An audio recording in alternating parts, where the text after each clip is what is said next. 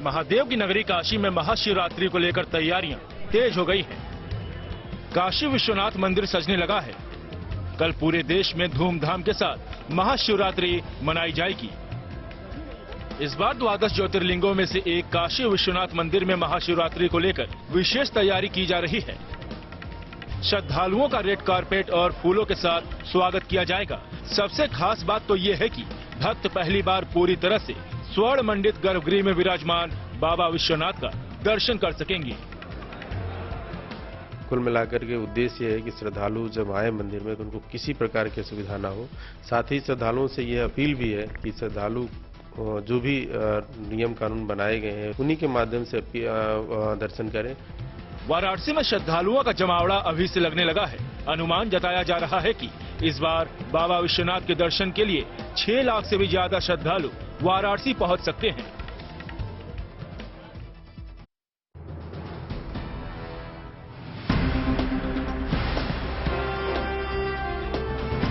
महाशिवरात्रि के मौके पर बिहार के छपरा शहर में भव्य शिव बारात निकालने की तैयारी जोरों पर हो रही है। शहर के मनोकामना नाथ मंदिर से जुड़े आयोजकों के द्वारा इस आयोजन को भव्य बनाने के लिए 50 से भी ज्यादा झांकियों का निर्माण कराया जा रहा है। भगवान शंकर की बारात में तमाम देवी देवताओं की झांकी समेत शिव के गढ़, भूत, पिशाच और कई जीवों की भी आकर्षक झांकियां बनाई जा रही है।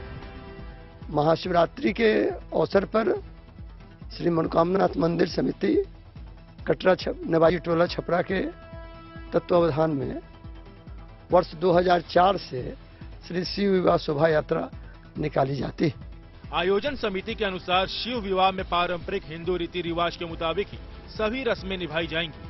छपरा में पिछले 20 वर्षों में महाशिवरात्रि के मौके पर शिव बारात निकलती आ रही है और इस भव्य शोभा यात्रा में लाखों की संख्या में श्रद्धालु शामिल होते रहे हैं।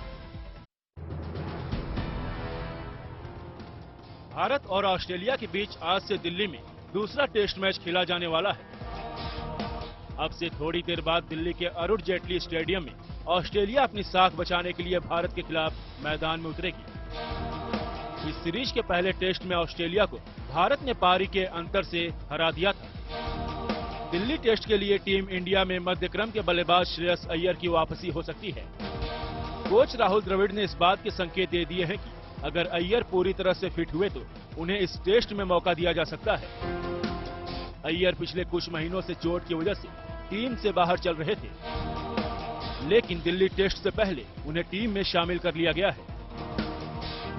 ऑस्ट्रेलिया के दिग्गज गेंदबाज मिचेल स्टार्क को भी इस टेस्ट में खेलने का मौका मिल सकता है। ऑस्ट्रेलिया के कप्तान पैट कमिंस ने इसके संकेत दिए हैं। स्टार्क पहले टेस्ट में इंजरी की वजह से नहीं खेल सके थे।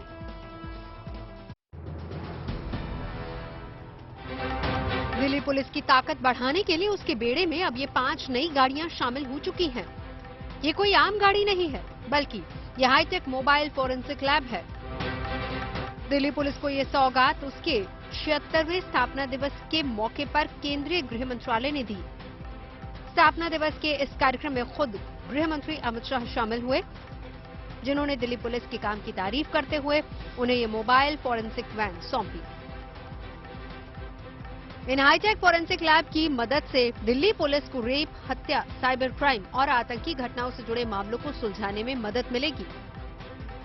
इस मोबाइल फोरेंसिक लैब की कीमत करीब 55 से 60 लाख रुपए बताई जा रही है और ऐसी ही 10 mobile forensic lab Delhi police को जल्द ही मिलेंगी, जिनकी तैनाती दिल्ली के सभी 15 जिलों में की जाएगी, ताकि राजधानी की कानून व्यवस्था को और चुस्त दुरुस्त बनाने में मदद मिले।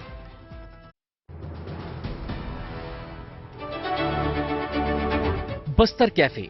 ये बस्तर कैफे इस शहर के युवाओं का नया ठिकाना है, जहां वो सुकून के पल बिताने आते हैं तो कभी अपनी खुशियों के एहसास को दोगुना करने पहुंचते हैं। एक दौर था जब छत्तीसगढ़ का बस्तर नक्सलियों और गोलियों की गूंज के लिए बदनाम था, मगर अब वक्त बदल चुका है और वक्त के साथ तस्वीर भी। कॉफी की खुशबू अब बस्तर की नई पहचान बनकर महक रही है। यहाँ कॉफी उगाने से लेकर कैफे तक पहुँचाने का काम किया जाता है। मतलब बस्तर में कॉफी सिर्फ पिलाई ही नहीं जाती, बल्कि उगाई भी जा रही है। 2018 में एक प्रयोग के तौर पर यहाँ कॉफी की खेती की शुरुआत हुई। ये प्रयोग सफल रहा और आज 2 एकड़ में कॉफी की खेती हो रही है। यहाँ कॉफी की 5 किस्में तैयार की जाती हैं। वर्षा की बात करें तो यहाँ का जो पैटर्न है वर्षा का, उसमें फरवरी मार्च में एक बार बरसात आती है बेसिकली, तो उसमें भी कोई समस्या नहीं थी। तीसरी बात आई शेड की, तो शेड हम मानव निर्मित बना सकते हैं। उन्हीं चीज को ध्यान में रखते हुए यहाँ पे कॉफी अरेबिका की 4 किस्म और कॉफी रोबस्टा की एक C/R किस्म को हमने यहाँ पे लगाया। ड्रोन के जरिए उत्तराखंड के दुर्गम इलाकों में दवाई पहुंचाने का एम्स ऋषिकेश में सफल परीक्षण हुआ। एम्स ऋषिकेश में दवाइयां लेकर ये ड्रोन महज 30 मिनट में 40 किलोमीटर दूर टिहरी जिला अस्पताल पहुंचा और 60 मिनट में 80 किलोमीटर की दूरी तय कर जरूरी सैंपल लेकर एम्स ऋषिकेश पहुंचा। हरियाणा के गुड़गांव की टच ईगल कंपनी ने इसका सफल परीक्षण किया।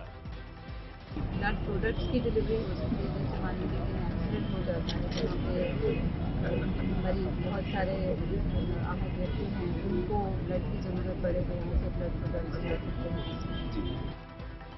16.5 किलोग्राम वजन का ये ड्रोन 3 किलोग्राम वजन को लेकर 1 घंटे में 100 किलोमीटर की दूरी तय करने की क्षमता रखता है। इस परीक्षण के बाद एम्स ऋषिकेश से अब दुर्गम पहाड़ी इलाकों में भी दवाइयां समय से पहुंचाई जा सकेंगी।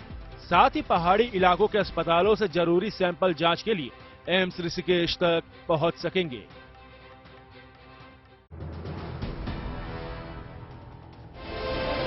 नया भारत अपनी स्वदेशी ताकत से हुंकार भर रहा है। जल्द ही नौसेना के दुश्मनों की निगरानी के लिए एक और स्वदेशी हाईटेक बाहुबली मिलने वाला है, जो पलक झपकते ही दुश्मन को खाक करने में सक्षम है।